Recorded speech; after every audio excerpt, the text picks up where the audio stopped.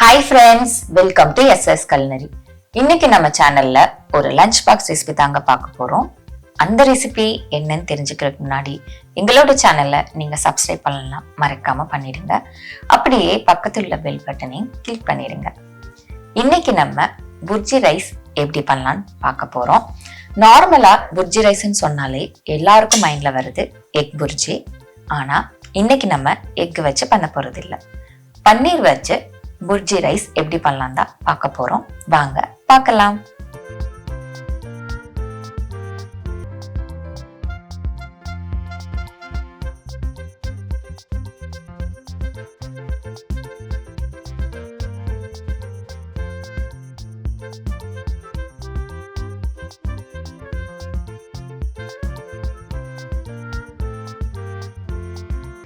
ஒரு கடாயில கொஞ்சம் எண்ணெய் ஊத்திக்கலாம்.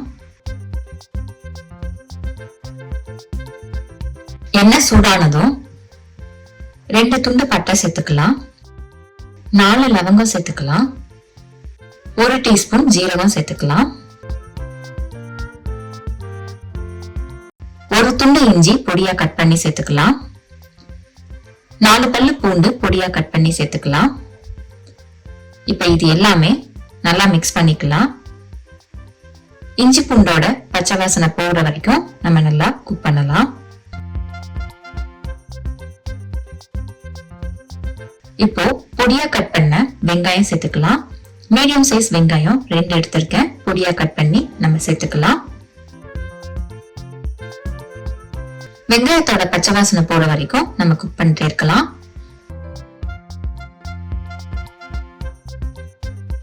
2 பச்சை மிளகாய் பொடியா கட் பண்ணி சேர்த்துக்கலாம். அகைன் நம்ம நல்லா மிக்ஸ் பண்ணிக்கலாம்.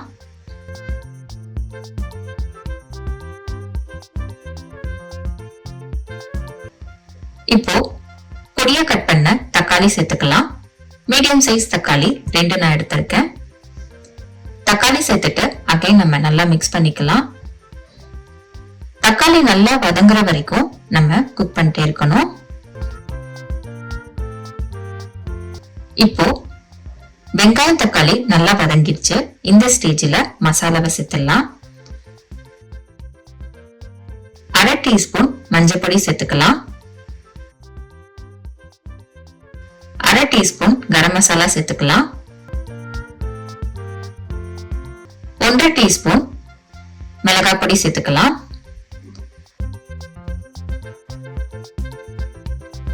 இப்ப இது எல்லாமே நல்லா மிக்ஸ் பண்ணிக்கலாம்.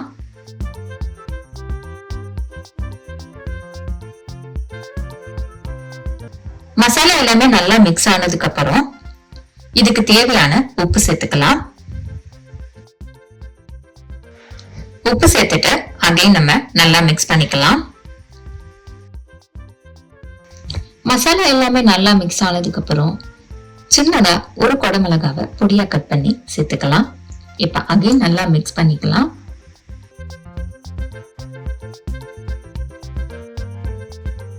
குடமிளகாய் நல்லா மிக்ஸ் ஆனதுக்கு அப்புறம் பொடியா கட் பண்ண 1 கப் நிறைய பன்னீரை நம்ம சேர்த்துக்கலாம்.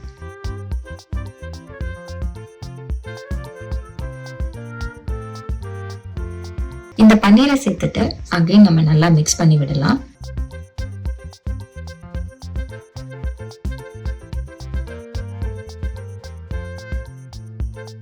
பன்னீர் மசாலாவோட மிக்ஸ் ஆனதும் பொடியா கட் பண்ண கொத்தமல்லி இலைய சேர்த்துக்கலாம்.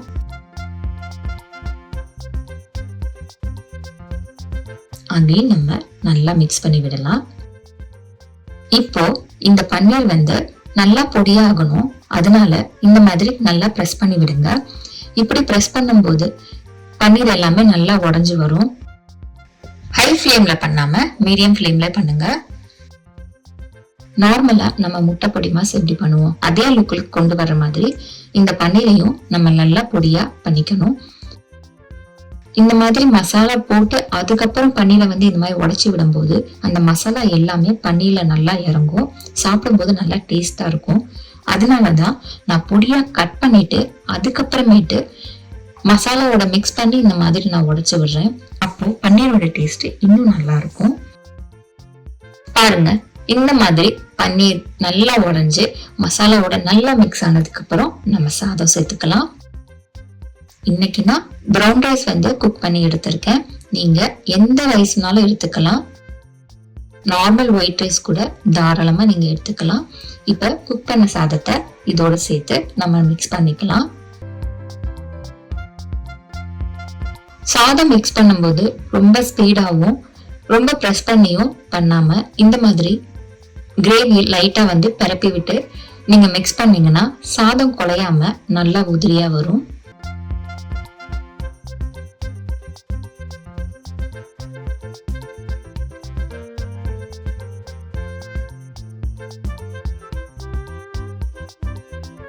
பாருங்க சாதம் எவ்வளவு நல்லா உதிரியா இருக்குன்னு. இப்போ மசாலா எல்லாமே சாதத்தோட நல்லா மிக்ஸ் ஆயிடுச்சு. இந்த ஸ்டேஜ்ல ஃபைனலா 1 டேபிள் ஸ்பூன் நம்ம நெய் சேர்த்துக்கலாம்.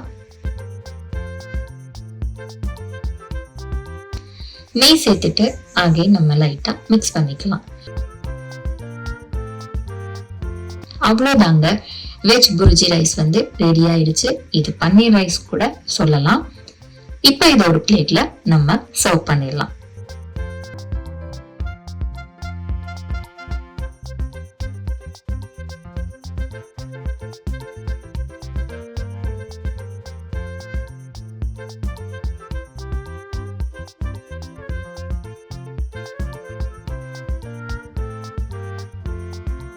ரொம்ப ஈஸியா புர்ஜி ரைஸ் எப்படி பண்றதுன்னு பார்த்தோம். இத நம்ம பன்னீர் ரைஸ்ன்னு கூட சொல்லலாம். இன்னைக்கு நான் புர்ஜி ரைஸுக்கு ப்ரௌன் ரைஸ் எடுத்திருக்கேன். நீங்க ப்ரௌன் ரைஸ் தான் எடுக்கணும்னு கிடையாது.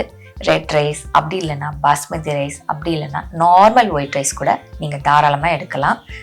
நீங்க எந்த மாதிரி ரைஸ் எல்லாம் யூஸ் பண்ணீங்க, டேஸ்ட் எப்படி வந்தது மறக்காம கமெண்ட் பாக்ஸ்ல கமெண்ட் பண்ணுங்க. உங்களுக்கு இந்த ரெசிபி பிடிச்சிருக்கும் நம்புறேன். அப்ப அப்படியே லைக் பண்ணிட்டு உங்க ஃப்ரெண்ட்ஸ், ஃபேமிலி எல்லாருக்குமே ஷேர் பண்ணுங்க. நெக்ஸ்ட் ஒரு டிஃபரெண்டான வீடியோல உங்களை பார்க்குறேன். பாய்.